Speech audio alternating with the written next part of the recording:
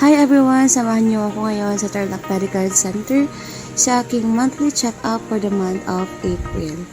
So, nasanay na ako for 8 months na ako ang nagpapa-check up ng mag-isa. So, the first time na nasamahan ako dito ni Natanya na magpa-check up ay noong aming kinonfirm ang aking pregnancy. And by that time, nung sumumpa na siya ng birth ko, so lahat ng check-up usually ako ang gumagawa ng mag-isa. So, as you can see, video-video lang ako dyan. Para naman ma-document ko ang mga panahong ito kasi usually nakakalimutan ko ng mag-video. Hindi ko man lang kayo na-update sa aking mga monthly milestone. Ayan, so syempre during lunchtime, mag-isa ko rin kumakain at ayan, tamang video lang ako dyan. So, packet na ako sa second floor. Usually nag-elevator tayo, no?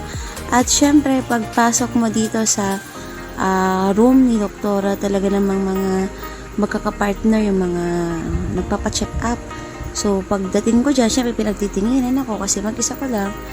So, minsan na-awkward ako, pero ngayon nasanay na rin ako.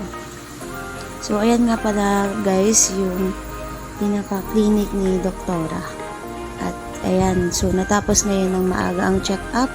Okay pala ang Thursday kasi konti lang ang pila. So, I'm on my way now to SM Tarlac habang naghihintay ako ng sundo ko ngayon. So, first time na magpapasundo ako. So, yun lang naman for my 8 months check-up. Update ko kayo sa susunod na kabanata.